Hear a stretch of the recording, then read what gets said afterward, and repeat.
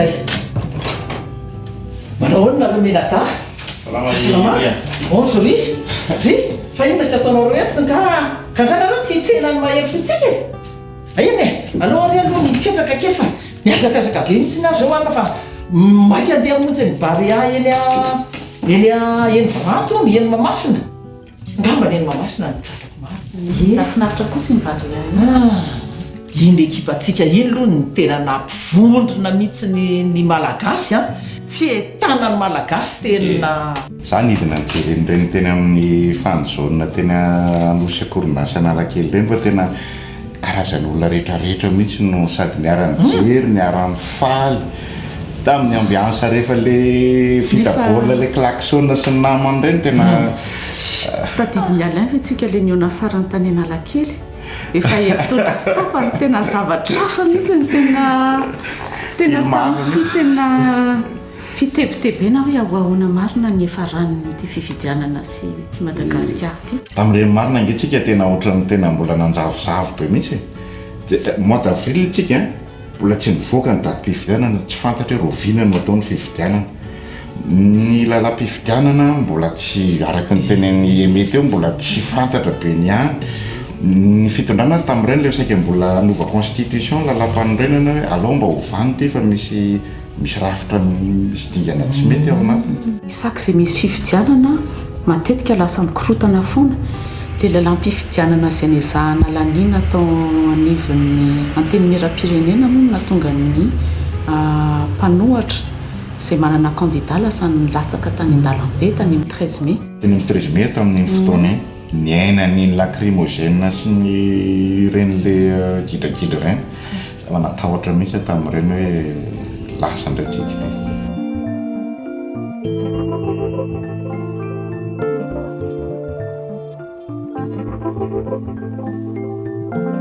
« 21 avril, dans le centre-ville de la capitale, Antananarivo. Des députés issus de différents partis politiques se donnent rendez-vous avec leurs partisans sur l'avenue de l'Indépendance Analakely afin de manifester leur opposition aux nouvelles lois électorales.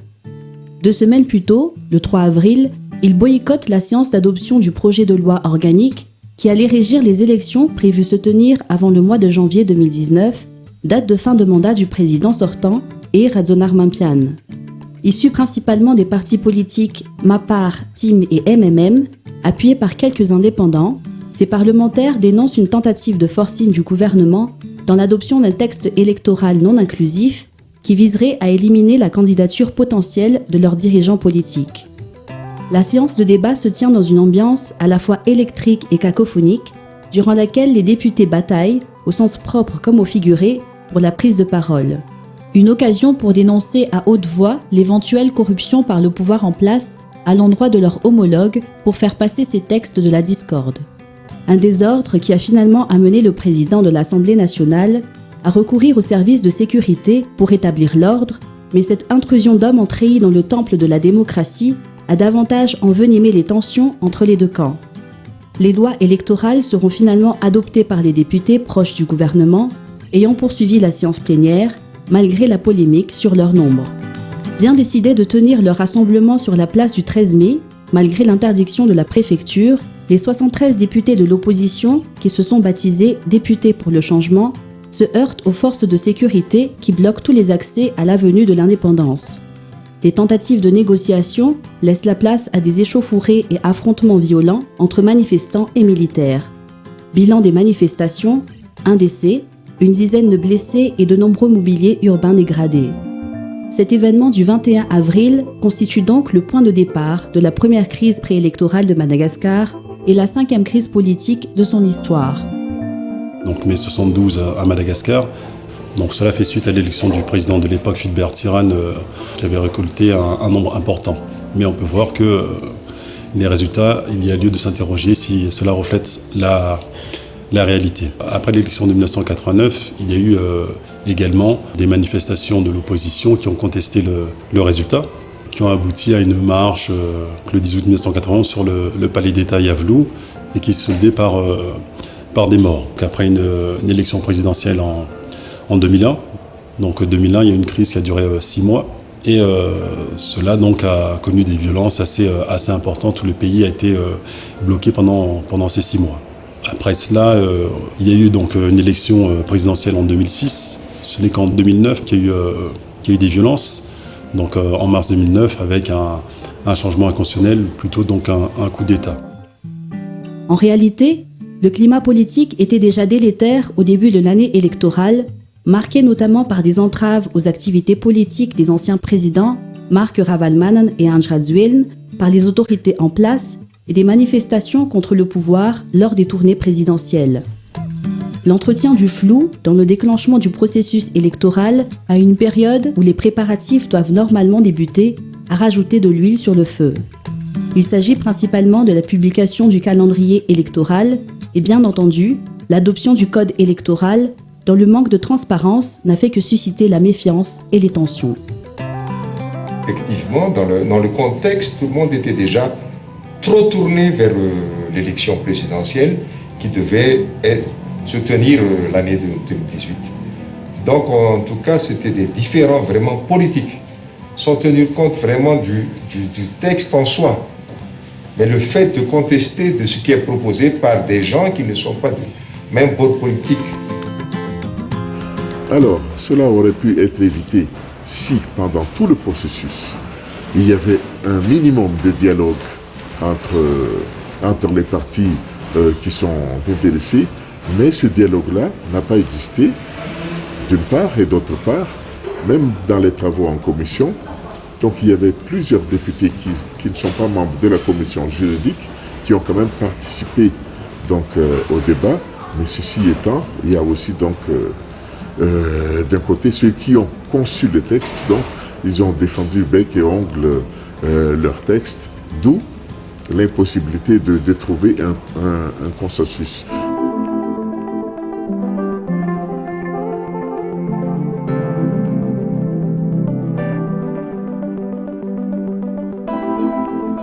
Parmi les principales sources de conflits figurent des articles rajoutés unilatéralement par l'exécutif et l'impasse sur plusieurs propositions émanant des travaux consultatifs.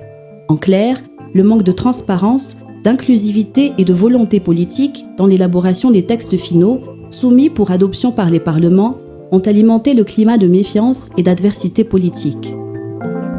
Il y avait polémique au sujet de la nécessité de fournir par le candidat du bulletin numéro 2. En ce qui concerne aussi l'acquittement des obligations fiscales, la démission du président de la République qui est stipulée dans la Constitution. Et puis en ce qui concerne la définition de la durée de la campagne électorale. Les articles qui ont été donc apportés par le gouvernement, par l'exécutif, ont été considérés, à tort ou à raison, par certains acteurs politiques comme une loi taillée sur mesure et qui empêcherait donc d'autres candidats de participer à ces élections.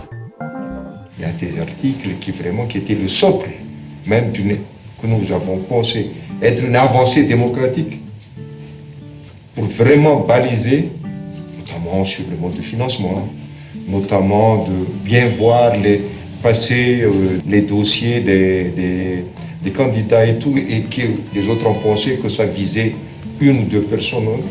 Je pense loin de là. Lorsqu'on met une loi, c'est de portée générale. Ça ne peut pas être une loi qui vise quelque part une personne ou une entité en tout cas.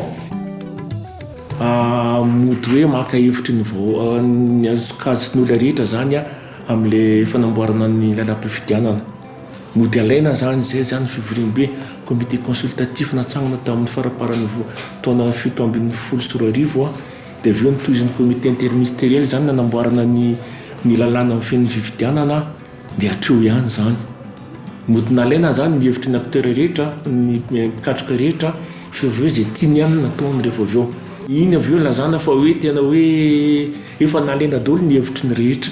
Nasaotrany hoe misy fitaka zany ao ambadika zany. Après 3 mois de crise politico-institutionnelle, la Haute Cour constitutionnelle met un terme au bras de fer juridique et politique entre les pro- et anti-lois électorales en statuant sur la mise en place d'un gouvernement de consensus ayant pour mission d'organiser les élections et en supprimant ou en balisant plusieurs articles, dont ceux qui ont suscité les polémiques lors du contrôle de constitutionnalité. La présidentielle est alors annoncée pour le 7 novembre et le 19 décembre en cas de second tour. Le processus électoral fait cependant face à d'autres menaces.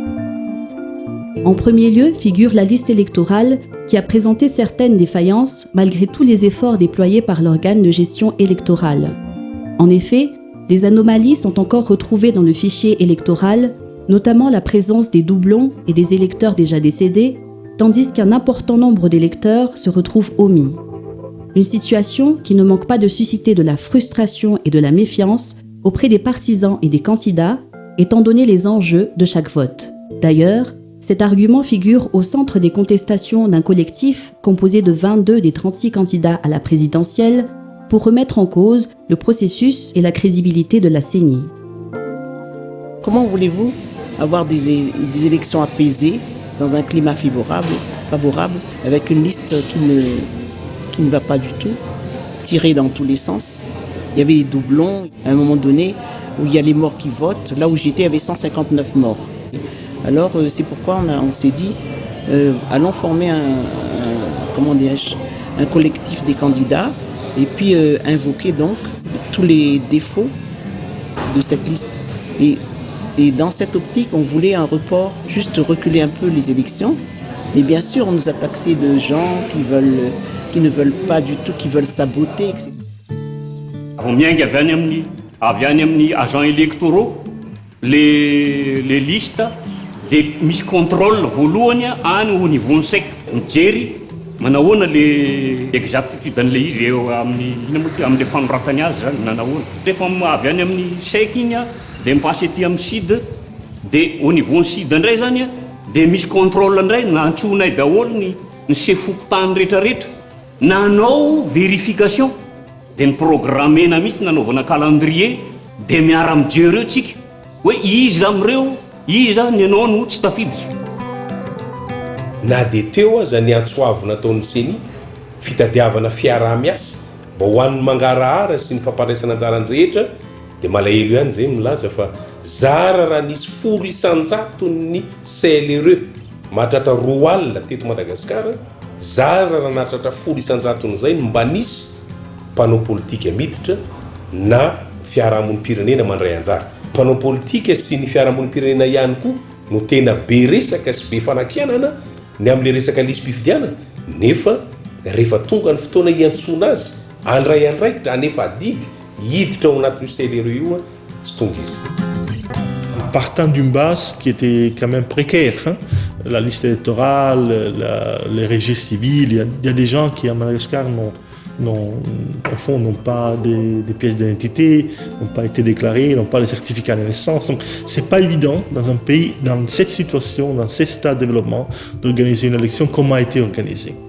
Donc, il y a certainement des choses qu'il faudra améliorer, mais il y a quand même aussi, il faut reconnaître le travail qui a été fait. À Madagascar, les organes médiatiques appartiennent majoritairement ou présentent des liens avec des acteurs politiques. Ils ont donc été logiquement mis à contribution dans la guerre médiatique entre camps en confrontation selon la période de tension. Les pros et opposants au pouvoir en place durant la crise préélectorale et les camps des candidats en lice durant la présidentielle. Les attaques et dénigrements par voie médiatique se mélangent au contenu de propagande, mettant constamment en péril le climat apaisé nécessaire à la tenue d'élections crédibles. Tranga tamin'ny 20 aprily 24 reny izay nahitana fa ny mpanao gazety tokoa dia mandray anjara amin'ny fandrehetana ny afo na ohatra hoe anatin'ny vanim-potoana mafampana. Tamin'ireny fotoana ireny mantsy dia nivoaka ny misy sary be dia be nivoaka tany amin'ny Ainy Vakijery izay maneho sary misy ketraketraka misy ary anatina vatapaty le razana no asehony ireo mpanao gazety. Nahitana ihany koa fa tsy voatery voahaja ny atao hoe éthique sy déontologie amin'ny asa fanaovan-gazety eto Madagasikara. Surtout pendant les élections présidentielles, c'était horrible. Il y a certains médias qui ont été carrément horribles, qui ont quand même allumé le feu. Et de part et d'autre, de toutes les partis politiques, Et il ne faut plus que ça continue comme ça. Je ne sais pas si on peut, la prochaine fois, avoir un pacte de bonne conduite et de non-agression pour les médias. Il faut prendre des leçons. Chaque anomalie et défaillance constatée dans la gestion du processus électoral offre une occasion pour les acteurs politiques et électoraux en général de remettre en cause les institutions électorales, et ce, afin de justifier leurs résultats. Cependant, les reproches faits à la CENI et à la HCC dépassent souvent les simples revendications et font place à diverses dérives, accusations sans fondement et autres dénigrements. Malgré cela, les organes de gestion électorale ont fait le choix de ne pas recourir aux articles sanctionnant les candidats réfractaires pour des raisons d'apaisement. Bon, effectivement, on n'a pas appliqué lors de l'élection présidentielle, franchement pour des raisons d'apaisement, ne pas s'engager dans un mécanisme de polémique. La situation était déjà suffisamment tendue, mais comme j'ai eu l'occasion de le dire, rien ne dit qu'on ne va pas l'appliquer pour les législatives où on se trouve dans un autre contexte. On n'avait pas passé par cette voie-là pour assurer tout simplement le calme, la paisibilité des élections. Puisque, figurez-vous, si on va disqualifier donc un candidat potentiel, mais qu'est-ce que ça va apporter pour Madagascar? Il va y avoir les partisans de ce candidat-là qui sont pas des simples partisans, mais des fanatiques qui va apporter des problèmes pour tout le pays. Au regard du contexte politique tendu tout au long du processus électoral, rien ne prédestinait ces élections, en particulier la présidentielle, à bénéficier d'une issue favorable. Les menaces sont multiples et varient selon la phase du processus. Elles émanent autant des candidats et leur camp politique, de l'environnement électoral que de la gestion des opérations électorales elles-mêmes. Ataoko hoe tsy dia mahafehy loatra ny lalàna mikasika ny fifidianana sy ny andraikiny ireo mpikirakira any amin'ny birao fandatsaham-bato isa-tsokajiny dia mora amin'ireo mpanao politika sy ny kandida sasany no manao ny kolikoly amin'izy ireny ary dia zany nahitana ny ataontsika hoe ny fitanana an-tsoratra ny fifidianana misy kosokosoka miova ampina zany hoe tena fandikan-dalàna pénal tsotra zao.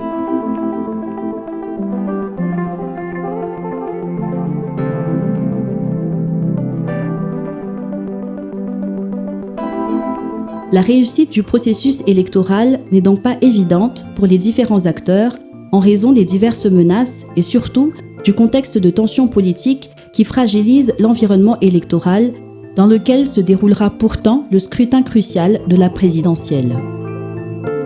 Au-delà du bon déroulement des opérations électorales, le principal défi pour la CENI est de faire en sorte que le processus électoral soit réellement inclusif, une condition sine qua non pour sa réussite. Ny fampandraisana anjara ny rehetra zany atao anatin'ny dingana rehetra mandritra ny zotra-pifidianana dia anisan'ny fanamby lehibe napetraka ny CENI satria resy lahatra ny CENI fa tsy hisy ny fifidianana ho ara-drariny andeha araka amin'izay ahitana ny tena safidim-bahoaka marina ao anatin'ny fahamarinana ao anatin'ny ara-dalàna raha tsy misy ny fandraisana anjara ny rehetra izay voakasiky ny fifidianana amin'izany fanatanterahana ny fifidianan'izany.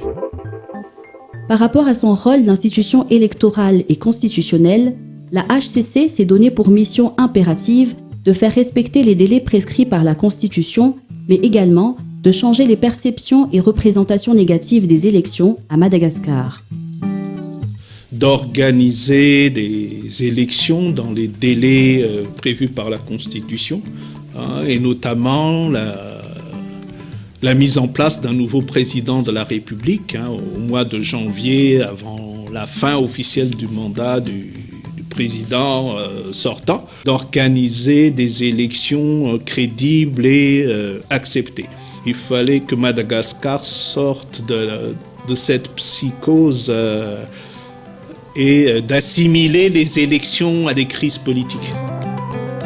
L'observation de la neutralité et le maintien de l'ordre sans être considéré comme une force de répression restent les principaux défis pour les militaires en temps de crise et d'instabilité politique. Des cas de politisation relevés dans le passé, bien qu'exceptionnels, montrent que la famille de la Grande Muette doit toujours faire preuve de vigilance et de professionnalisme durant ces périodes sensibles. À Madagascar, les forces de sécurité, je dirais plutôt, sont toujours neutres.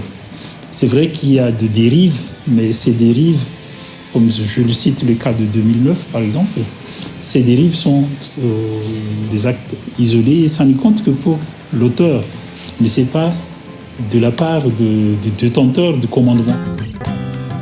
La Haute Cour constitutionnelle a statué sur la mise en place d'un gouvernement de consensus entre les différents protagonistes de la crise pour mettre un terme au bras de fer politique. Une cohabitation qui ne s'annonçait pas évidente, d'autant plus qu'elle a pour principale mission l'organisation de l'élection présidentielle, durant laquelle s'affronteront leurs leaders politiques respectifs et la continuité de la gestion des affaires de l'État. Même ceux qui ont fait la Constitution n'avaient jamais pensé qu'il y aura un gouvernement de consensus qui sera là avec un président d'intérim. Et moi, dans cette démarche, peut-être que je n'ai pas réussi dans tous les domaines, mais j'ai fait le grand effort pour rester et donner l'exemple de cette demande de neutralité pour le bien de la nation. Sinon, je n'aurais pas tenu par rapport aux problématiques engendrées par ce gouvernement, par des ministres qui étaient là, mais vraiment à chaque fois, c'est pour son parti. Mais au niveau économique et partenariat économique, ils ont levé le pied en disant non, on attend. On ne sait pas ce qui va se passer. Donc nous, on attend qu'il y ait un nouveau président élu. En tant qu'institution en charge de la réconciliation nationale, la préservation de la paix sociale et par extension, la mise en place d'un environnement apaisé avant, pendant et après les élections constitue la principale préoccupation du CFM. À cet égard, des efforts sont entrepris afin de prévenir une crise post-électorale potentiellement fatale pour Madagascar.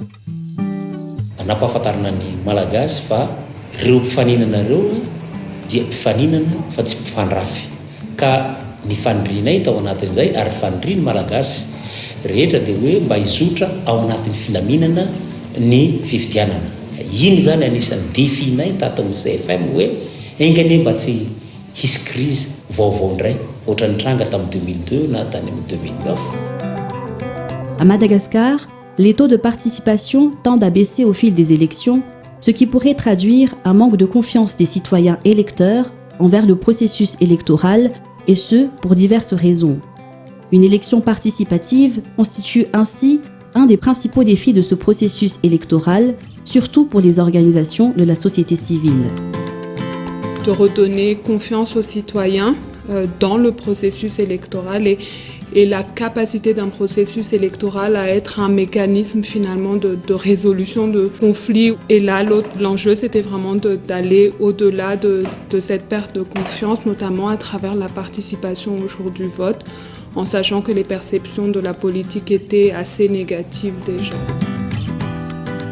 L'implication de la communauté internationale dans le cadre de la résolution d'une crise politique et électorale n'est pas toujours aisée, notamment en ce qui concerne la cohésion des pays intervenant dans ce processus.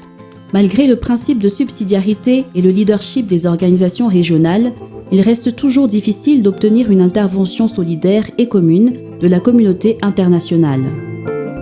De ramener aussi la communauté internationale autour du GISM, du groupe international de soutien, et nous avons eu différentes réunions pour avoir le même langage auprès des acteurs politiques.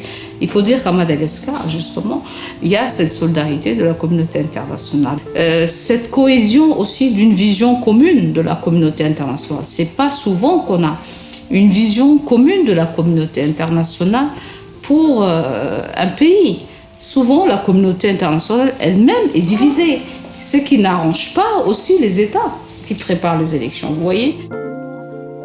La réussite du processus électoral de 2018-2019 constitue une importante préoccupation pour la communauté internationale qui, en réalité, a appuyé les parties prenantes bien avant l'année électorale. Les acteurs politiques ont notamment bénéficié d'un appui spécifique en matière de pratiques démocratiques, des initiatives destinées à prévenir un scrutin conflictuel et chrysogène. Il y a eu les actions pour renforcer les capacités des partis politiques qui étaient vraiment nécessaires pour qu'ils comprennent même comment agir pour aller vers une élection. Pour les Nations Unies, il y a eu une série d'actions qui a préparé le terrain jusqu'aux élections, mais ça n'a pas fait qu'on n'a pas évité la crise préélectorale, mais je pense que tous ces efforts ont aidé, et aussi avec les efforts qui ont été menés quand on a eu cette crise.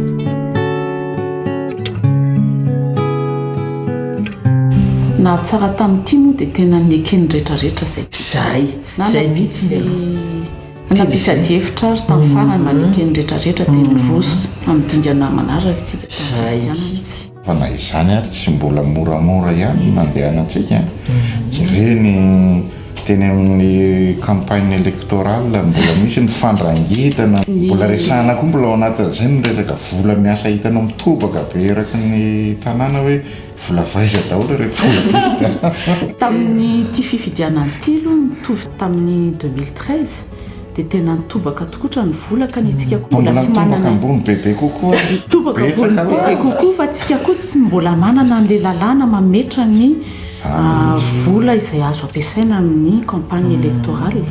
Zay zao le resahany mety eo e, anisan'le nisy fepetra tokony raisina tao anatin'ny lalam-pifidianana momba famerana vola hoentina miasa amin'ny fifidianana. Izay indrindra tsy mivoaka mihitsy fa dia mifafa. Misy teboka maromaro amin'ny lalàn'ny mpifidianana io avy amin'ny fiarahamonim-pirenena amin'ny famerana ny vola ampiasaina amin'ny rehefa manao fampelezan-kevitra fa misy le katikatsy politika andry zareo mihitsy ny tena tsy mazava ary tena napidi-doza mihitsy ny izy azo lazaina hoe napidi-doza fa dia zay mivokany moa dia soa ihany fa dia tafavoaka tanatin'izay romborombo be zay tsika amin'izao fotoana izao.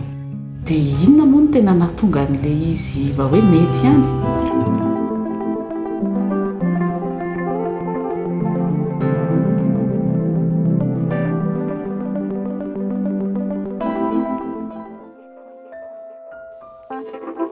Ainsi, l'émergence de cette crise préélectorale a particulièrement inquiété l'ensemble des acteurs du processus électoral qui voyaient la tenue d'une présidentielle crédible dans les délais constitutionnels compromises, mais surtout une nouvelle période d'instabilité politique qui mettra Madagascar à genoux. Les différentes médiations débutent dès le lendemain des événements du 21 avril, que ce soit les initiatives nationales ou internationales. Le principal défi reste la mise en place de dialogues entre les camps politiques en confrontation, une mission à la fois complexe et délicate à un moment où les pros et opposants au pouvoir en place adoptent des positions radicales dans leur démarche. Face à ce contexte de tension permanente, différentes réponses sont mises en œuvre par les acteurs clés, une diversité d'initiatives qui a contribué à la tenue d'élections apaisées et par conséquent à prévenir les violences électorales, voire une crise post-électorale. Ainsi, les médiateurs nationaux ont entrepris différents rapprochements et consultations dès l'émergence des situations de conflits politiques et électoraux de manière indépendante mais complémentaire avec la communauté internationale. D'ailleurs, le Conseil œcuménique de l'Église chrétienne ou FFKM fut la seule à réussir à ramener les députés de l'opposition sur la table des négociations qui pourtant refusait catégoriquement tout dialogue avec le pouvoir en place avant le départ du président sortant. Teo alohan'iny aza dia efa nanatona an'ireo heverina ho ray aman-dreny eto amin'ny firenena na ray aman-dreny ara-panjakana, ray aman-dreny ara-panahy, ray aman-dreny ara-drazana, ireo mpanao politika efa nanatona an'ireo zahay satria ao anatin'ny andraikitray ny manao fisorohana na disadisa na prévention de conflit. Nipoka moa izy igny tamin'ny volana avril manoloana an'izay dia nanarena andraikitsay zahay mba hamahana ny olana amin'ny tranga eto. Nisy ireo fanatonana an'ireo hery ny fanandrana tamin'izany ary hitantsika iny tsy avenina ny namorinay an'ireo ray aman-dreny efatra teto amin'ny firenena ny solotenany dia ny solotenany Andriamatoa Hera Jaonaromampianina tondra tamin'izay fotoan'izay, solotenany Andriamatoa Andry Rajoelina, solotenany Andriamatoa Dira Tsiraka ary solotenany Andriamatoa Ravalomanana. Io dia fivoriana andatabatra boribory tamin'ny Nonciature. Nisy fivoriana indroa taona tany ary nisy fivoriana indroa taona tato aminay. Iny zany dia lalana anankiray nahafahana namaha ny olana satria tamin'ny alalan'ny fampiresahana no ahafahana mamaha olana anankiray.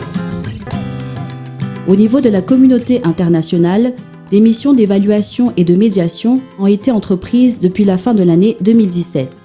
Au lendemain de la crise préélectorale, l'Union africaine déploie une mission sous la direction de l'AMTAM Lamamra afin de coordonner et renforcer les médiations internationales qui se font donc sous le lead de l'Union africaine. À cette occasion, il est épaulé par les envoyés spéciaux de la SADC, de l'Union européenne et de l'ONU.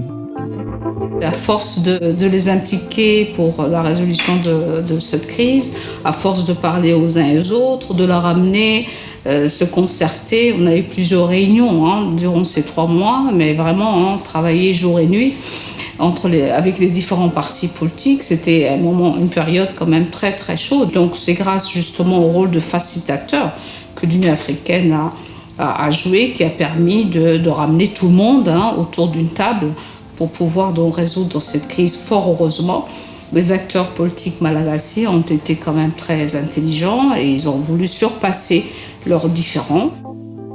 Il y a le quartet, je veux dire le SADC avec Chissano, les Nations Unies avec Pateli et l'Union africaine avec la Mamra, ils sont venus, et nous aussi, notre directeur, Managing Director, Koen Verwijk était ici.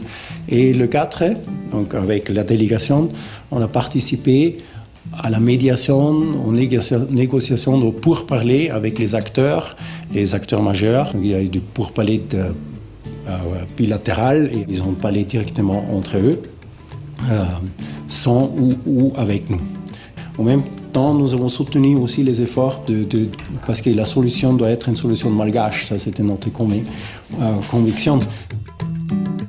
Saisie à différentes reprises, autant par les députés de l'opposition que par les tenants du pouvoir, la Haute Cour constitutionnelle met un terme à la crise préélectorale à travers sa décision numéro 18-HCC/Détroit du 25 mai, qui fait suite à la requête en déchéance du président sortant, déposée par les députés pour le changement, et ce, en raison de carences dans la mise en place de la Haute Cour de justice. La HCC décide ainsi de maintenir le chef de l'État en place, mais d'ordonner la mise en place d'un gouvernement de consensus, d'imposer à l'exécutif de finaliser dans les plus brefs délais la mise en place de la Haute Cour de justice et l'organisation de présidentielles anticipées. Une décision à laquelle se sont soumises toutes les parties prenantes à la crise, mais qui n'a pas manqué de susciter des polémiques au regard de certaines dispositions jugées comme davantage politiques que juridiques. La Haute Cour constitutionnelle intervient, si vous voulez, vraiment en dernier recours. Il faut bien jouer ce rôle de médiateur lorsque les autres n'arrivent pas à réconcilier les différentes parties. Mais quoi qu'il en soit, vous savez, on a quand même travaillé de concert avec les médiateurs internationaux, les médiateurs nationaux. C'est sur la base des rapports, des informations fournies par ces différents médiateurs et avec l'appui également des forces de défense et de sécurité, l'appui des églises, l'appui des autorités traditionnelles, que la décision finale prise par la Haute Cour constitutionnelle a été celle qui est sortie. Il faut rappeler que la Haute Cour constitutionnelle a un rôle de régulation des institutions. Et justement, vous savez, en 2015, il y avait eu une réunion de la conférence des juridictions constitutionnelles africaines, justement sur ces thématiques. Et la résolution finale, c'est qu'il fallait que les cours constitutionnelles africaines osent. engager un processus d'apaisement, quitte à être perçu comme sortant un peu de leur rôle traditionnel, mais l'essentiel donc étant un rôle de prévention des crises politiques. Et c'est un peu dans ce sens-là qu'on a travaillé en poussant les politiques à prendre leurs responsabilités. Parce que, vous savez, à l'époque, les politiques ne sont pas arrivés à un accord, ça commençait à s'enliser, etc. Il y a eu un commencement de rumeurs, de coups d'État militaires, etc. Donc il fallait éviter tout ça. La résolution de la crise préélectorale n'est pas du ressort exclusif des médiateurs nationaux et internationaux, puisque les autres acteurs du processus électoral ont également apporté leur contribution, en l'occurrence la CENI et les forces de sécurité. La commission électorale multiplie effectivement les initiatives de dialogue afin de préserver les acquis et efforts déjà entrepris depuis 2016, tandis que les militaires font pression sur les politiques à travers des interventions médiatiques pour l'établissement d'un consensus et ainsi éviter de replonger le pays dans une situation de chaos.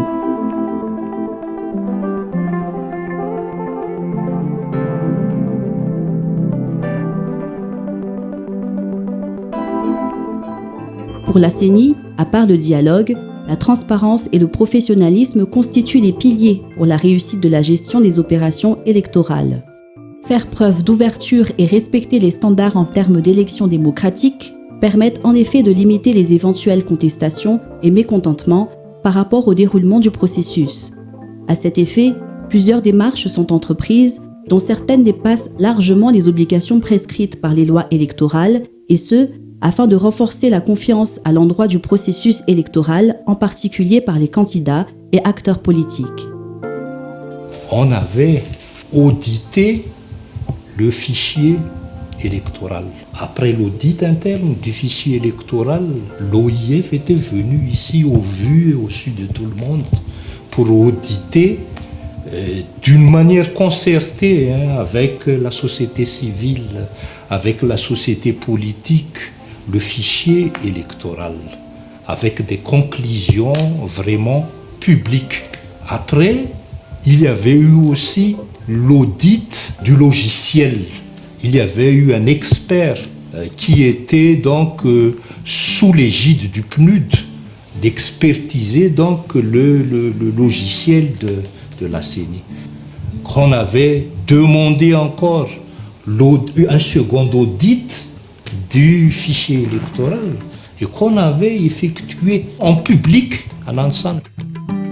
Raha ny lalàna dia mazava hoe candidat platsaka hofidiana na mpanohana candidat manana procès verbal no manana zo angataka amin'ny CENI fampitahana n'iny procès verbal ananan'iny amin'ny procès verbal ato amin'ny CENI. Fa saingy noho ny finiavan'ny CENI anao an'ilay mangarahara bebe koa dia tsy nianona tamin'izay ny CENI fa na hatramin'ny fanokafana ny feu de dépouillement taratasy ny jatabato izay nampiasaina ny lisy-pifidianana misy ny sonien'ny mpifidina tatsabato navoaka teo daholo. Relativement à ces missions en tant qu'institution électorale, dont le plus sensible reste le traitement des contentieux en vue de l'établissement et la proclamation des résultats définitifs, la Haute Cour constitutionnelle multiplie des efforts en vue de prévenir l'émergence d'une éventuelle crise post-électorale. À cet effet, le processus et les règles régissant les litiges et recours ont fait l'objet d'une importante sensibilisation sur le terrain, le but étant de faire en sorte que la voie légale soit l'unique démarche de contestation adoptée par les parties prenantes aux élections. Quant aux résultats électoraux, ils ont été traités de manière indépendante afin de garantir leur fiabilité pour que ces résultats définitifs, bien qu'ils ne soient susceptibles d'aucun recours, soient néanmoins acceptés par tous de bonne foi. On a ressaisi tous les résultats bureau de vote par bureau de vote. Donc on a eu un système complètement indépendant de ce qu'était la CENI, et donc les comparaisons entre les résultats, ça permet de voir s'il y a vraiment des problèmes, et d'autre part, on s'est efforcé de prendre nous-mêmes le maximum des plis auprès des présidents de SRMV, pour éviter justement les suspicions de trafic pendant le transfert, etc. Bon, l'un des objectifs de toutes ces tournées de sensibilisation qu'on a fait, notamment au niveau des chefs-lieux de province, c'était d'abord de faire connaître la Cour. Et ensuite, il a fallu expliquer effectivement les nouvelles lois électorales, parce qu'il fallait effacer un certain nombre de fausses informations. Et bien entendu, on s'est attaché à expliquer la procédure du contentieux, qui est totalement méconnue par les citoyens. Parmi les faiblesses du code électoral figure l'absence de dispositions devant régir les candidats en lice en termes d'éthique, les propositions de la société civile en ce sens n'ayant d'ailleurs pas été retenues dans les textes finaux. En collaboration avec des institutions étatiques, les OSC ont donc élaboré et fait adhérer bon nombre de candidats à une charte de bonne conduite visant à dicter leur comportement en période électorale. N'ayant cependant pas de force exécutoire, cette charte n'a pas été adoptée par les candidats majeurs, qui sont pourtant les principaux concernés par les tensions qui menacent le processus électoral.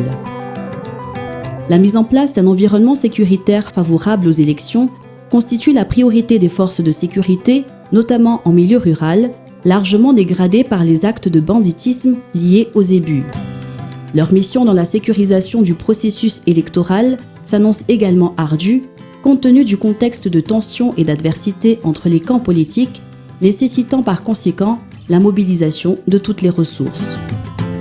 Tsy maintsy nanao ny etsika antsoina hoe opération mandio. Ny tanjona tamin'izany dia nafahana nampitsahatra na nampiena farafaratsiny ireo fandikan-dalàna maro isan-karazany ahitana herisetra amin'ny lafiny resaka filaminana ambanivohitra zany eto anatin'ny andron'ny fifidianana zany dia tsy maintsy nampitomboina isa ireo zandary izay niandraikitra mivantana ny fiambenana ireo toerana anaovana fifidianana fa indrindra koa iambenana ny mpifidy. Taorian'izay moa mazava loatra fa ny fiarovana ireo valim-pifidianana rehetra. Iny hatramin'ny fotoana mialohan'ny famoahana ny valim-pifidianana azy dia maro ireo fepetra niraisina amin'ny ankapobeny. Fortement impliquée dans le processus, la communauté internationale n'a pas restreint son appui à la résolution de la crise préélectorale puisqu'elle a accompagné étroitement Madagascar tout au long de ses scrutins présidentiels. Pour preuve, au-delà des activités d'observation et d'appui à la société civile, l'Union européenne, par le biais de ses diplomates résidents, décide de prendre ses responsabilités durant les moments forts de contestation électorale, et ce, afin de s'enquérir des principales revendications des candidats contestataires. Le but étant cependant d'argumenter sur la nécessité de respecter impérativement les principes démocratiques.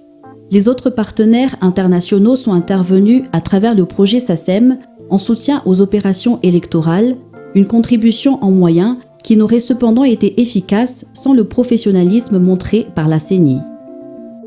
On a créé en fait, moi et les 3 ambassadeurs résidents de l'Union européenne, c'est celle de France, Allemagne et Royaume-Uni, un groupe d'ambassadeurs ouverts à écouter les différents candidats, à les recevoir. On a eu plusieurs réunions à la résidence, mais toujours répéter un message qui était clair. L'Union européenne n'avait pas de candidat. Notre candidat était la démocratie. On voulait aider Madagascar enfin à laisser à côté une longue période difficile de turbulences politiques liées aux élections. Les Nations Unies ont apporté un appui et ça c'était à travers le projet SACEM qui a mis ensemble l'appui de partenaires. D'ailleurs le projet a eu 4 grands volets, mais il y a eu le plus grand parti, ce sont les opérations électorales. Bien sûr, nous avons pu avoir le succès que nous avons eu à cause du leadership de la CENI. Nous avons trouvé une partie nationale qui était vraiment engagée, qui savait ce qu'il voulait faire et qui avait vraiment la détermination. Compte tenu des défis que présentait cette élection cruciale de 2018, l'Union européenne finance la mise en œuvre d'un projet de prévention de conflits électoraux dénommé PEV Madagascar, ou projet d'appui à la prévention et à la gestion des conflits et violences potentielles liées aux élections à Madagascar. Sous le lead des caisses et mis en œuvre par un consortium d'organisations de la société civile, ce projet vise à contribuer à la tenue de scrutins apaisés et exempts de toute violence. Bien qu'il s'agisse d'un type de dispositif courant, Déployée quel que soit le niveau de risque des élections, la nécessité de la mise en œuvre de PEV Madagascar s'avère davantage justifiée par l'émergence d'un climat de conflit et de tensions politiques à l'aube des échéances électorales. Pour l'Union européenne, la mise en place d'un projet de prévention des violences électorales se révèle inéluctable compte tenu de la situation politique et électorale fragile de la Grande Île. Consciente des enjeux politiques et des défis démocratiques que représentent ces scrutins, elle décide d'agir afin de prévenir l'émergence d'une crise électorale qui sera fatale pour le pays. En fait, bien que Madagascar ne soit pas un pays en guerre ou un conflit violent, mais il a été classé le 55e pays un plus fragile dans le monde. Il a été donc important de soutenir des projets visant à prévenir la violence électorale parce que c'est grave fondamental, le grievances du peuple fondamentaux. On a expérience que la population a tendance à se manifester pendant la période électorale. 2018, qui représente un peu une année clé parce qu'il peut mettre Madagascar dans une voie de consolidation de la démocratie ou le refaire tomber dans une crise. La prévention des violences, donc, c'était très très pertinente. Donc c'est pour ça qu'on a pensé à avoir un projet de ce type et pour répondre à ces craintes de la crise politique à Madagascar, encore une fois, encore pour les élections.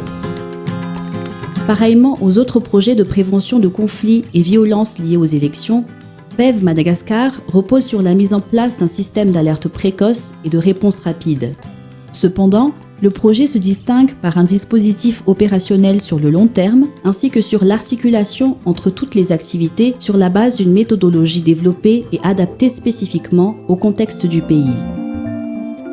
Donc on a mis en place un dispositif d'alerte précoce et de réponse rapide en place pendant 1 an et demi, avec aussi une connexion très forte avec tout ce qui est le monitoring des médias. Donc là aussi on peut dire que c'est quelque chose d'assez innovateur d'avoir combiné donc, tout ce qui est monitoring des médias, analyser le discours, le contenu des médias en termes donc, d'informations potentiellement liées aux tensions qui apparaissent dans les médias, mais aussi les médias en tant qu'acteurs potentiels de violence à travers leur discours. Donc tout cela combiné dans un dispositif et basé sur une méthodologie qui a été développée à Madagascar. Je me suis rendu compte qu'à Madagascar, il y a une diversification des outils par le système de remontée de données et également une articulation plus approfondie entre le système de monitoring des médias, de la prévention de conflits, c'est-à-dire monitoring de la violence électorale, et également dans le temps. Donc c'est cette capacité que ce programme a eu d'interpénétration et de l'utilisation des outils et de leur exploitation également. Autre aspect innovant dans ce programme-là, c'est qu'à temps réel, où qu'on puisse être dans le monde, on pouvait être informé de manière très claire sur tout ce qui s'est passé à Madagascar.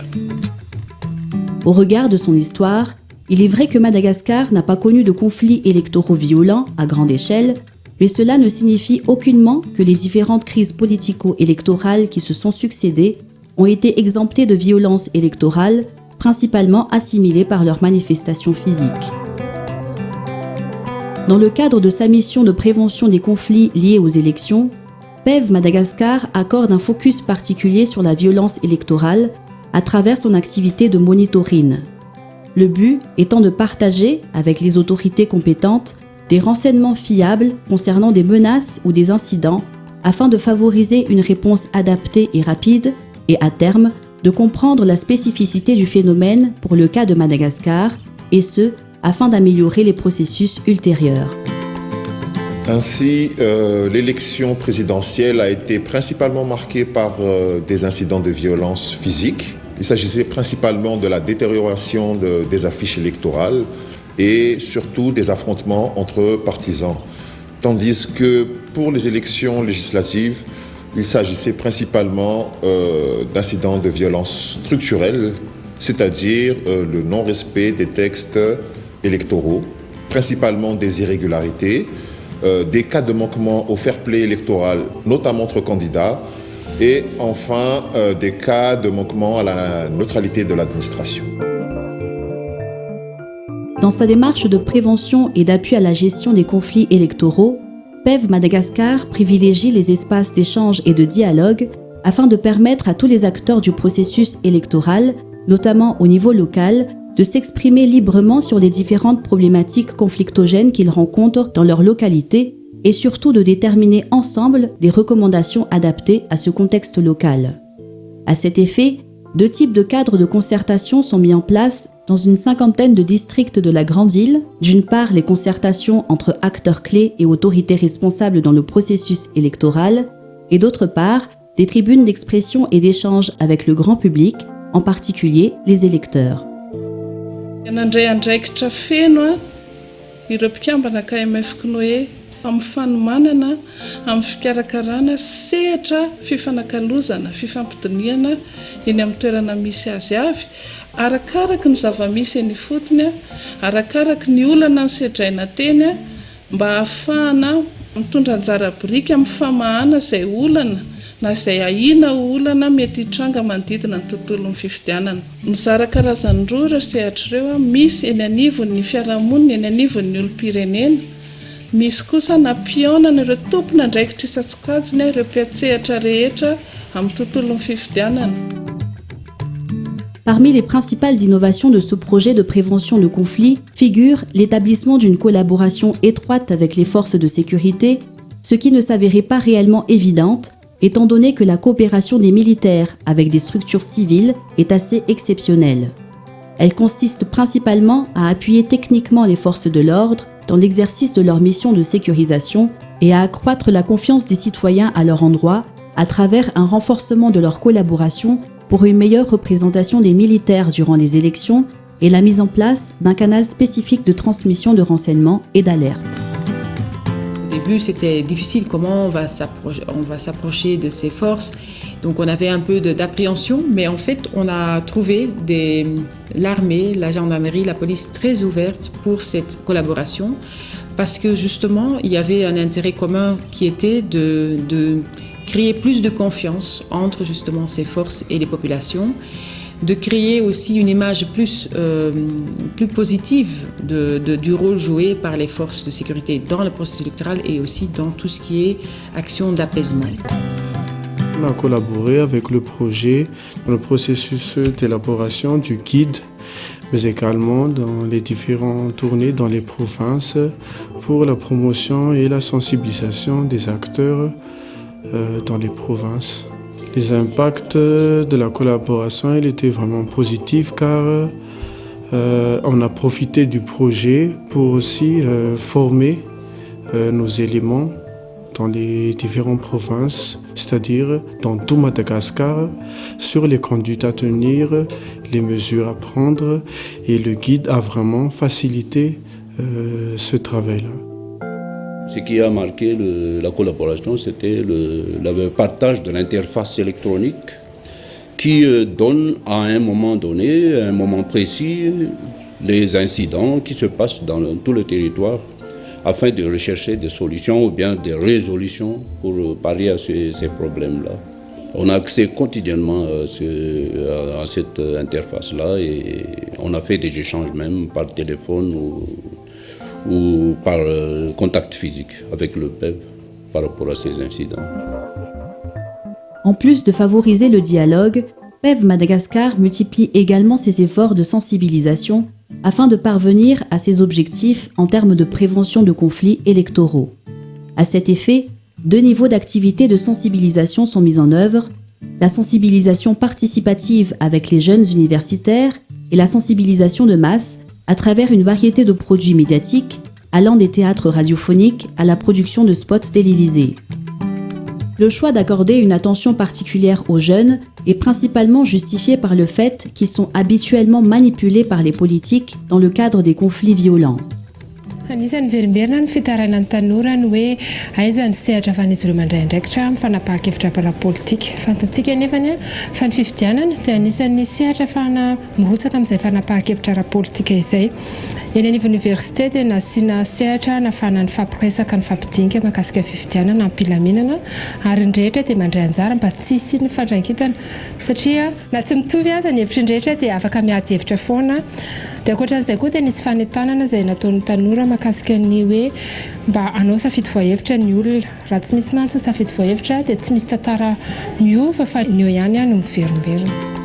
Ny fandarana moa zany amin'ny akabeany dia manana endrika fifanakaloza-kevitra, manana endrika débat ihany koa, misy koa ny fampiakarana ny etaetan'ny olom-pirenena sy voavaovany ny olom-pirenena amin'ny alalan'ireo micro-trottoir na vox pop.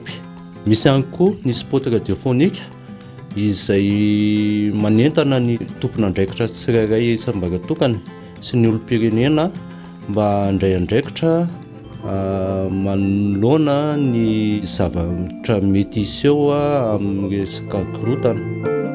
En réponse à la guerre médiatique entre camps des candidats en général et les dérives en particulier, un renforcement de capacité des acteurs de l'information est mis en œuvre par le projet, le but étant d'échanger et de sensibiliser sur les enjeux des médias dans la mise en place d'un environnement favorable à des scrutins crédibles et apaisés.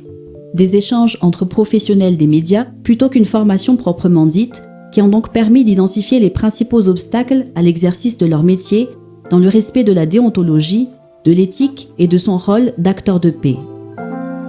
Izahay atao anatin'ny sampanasa fandaliana asa fanaova gazety dia nanao an'indray formation en journalisme sensible au conflit ahafahan'ireo mpanao gazety miverina mandinika ny fomba fiasa raha ohatra ka andeha hiantoka filaminana sy hihevitra natao hoe filaminana ao anatin'ny sehatry ny fifidianana.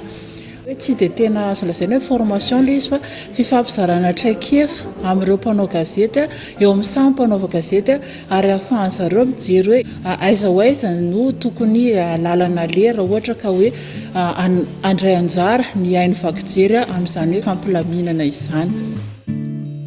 Sarotra be ho amin'ny mpanao gazety tsotra nijanona objectif na hoe tsy miandany noho ny ligne éditoriale ohatra na noho ny baiko avy any amin'ny tompony gazety na avy any amin'ny lehibe indrindra raha ohatra ka misy connexion politique zany ny tompona gazety satria anao tsy maintsy mba manosika kely ihany le candidat zay miaraka mipato anao no zay hafa zany tsy raha inao mihitsy.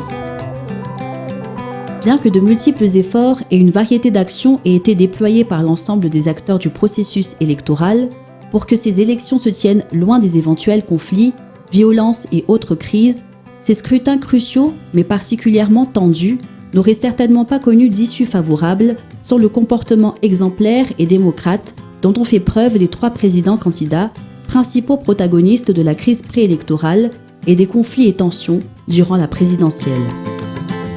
Et je pense que aussi l'ancien président, le président Herry, a vraiment aussi joué un rôle prépondérant en acceptant de démissionner, ce qui est rare en Afrique, de démissionner pour se présenter conformément à la Constitution.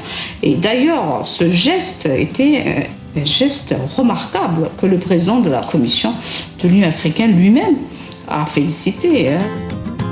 Au-delà de ce qui peuvent être les mérites de nos actions, il y a eu aussi quand même une remarquable coïncidence de personnalités malgaches qui ont décidé eux aussi de jouer le jeu institutionnel de façon correcte. Il faut reconnaître un grand sens de responsabilité aux 2 candidats principaux.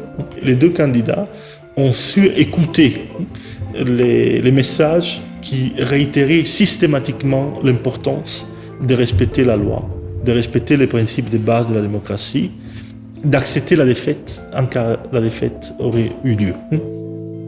Ifanekely ny voka-pifidianana anisan'ny fibanjinana ny tombotsoa ambonin'ny firenena. natao tsy ny fitiavana ny toerana fa dia nandefitra satria firenena malagasy eo anatin'ny fahasahiranana tanteraka. Izay no namezan'ny tsodrano sy nandraisan'ny tanana ny président Lany ary nanatrehany ny investiture teny Mahamasina mba hampisehoana fa tia tanin-drazana izy.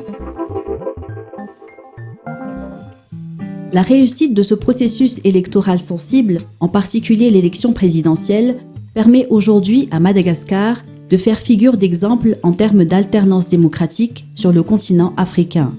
Une occasion pour les acteurs clés de partager leurs recommandations, les leçons apprises et les bonnes pratiques afin d'inspirer et surtout améliorer les processus électoraux ultérieurs.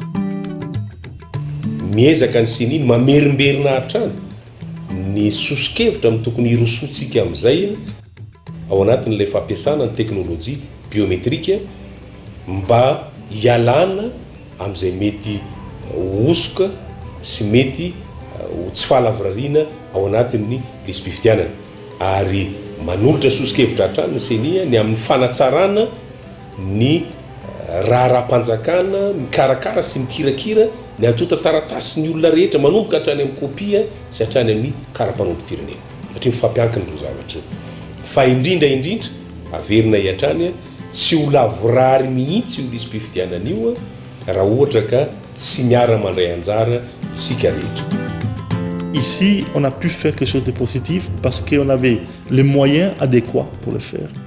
2, parce que tout ça a été fait dans le respect de la souveraineté malgache. C'était l'accompagnement d'un ami et pas quelqu'un qui donne des leçons. Donc ça, c'est aussi important. Quelquefois, ça fonctionne mieux quand on travaille avec la population et les forces politiques locales, discrètement, poliment, respectueusement, et en sachant que quand même c'est leur élection. C'est qu'on a un intérêt à les protéger.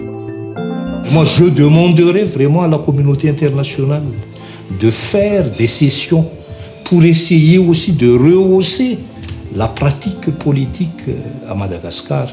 Ce n'est pas une obligation de résultat, les élections, de se mettre candidat et d'absolument d'être élu. Après, ce n'est pas ça. C'est une obligation de moyens qu'il faudrait être là, présenter sa candidature, travailler, apporter des bonnes idées pour que les électeurs puissent après voter pour vous. Si vous êtes élu, c'est bien. Si vous n'êtes pas élu, donc vous allez attendre une autre fois, mais pas créer des histoires pour que le pays va s'embourber dans une situation vraiment catastrophique. L'information, la sensibilisation, c'est vraiment quelque chose d'essentiel. En l'état actuel, s'il vous plaît, de l'électorat à Madagascar, il faut vraiment faire preuve de beaucoup de pédagogie pour arriver à un processus électoral apaisé et surtout pour restaurer la confiance vis-à-vis du processus électoral.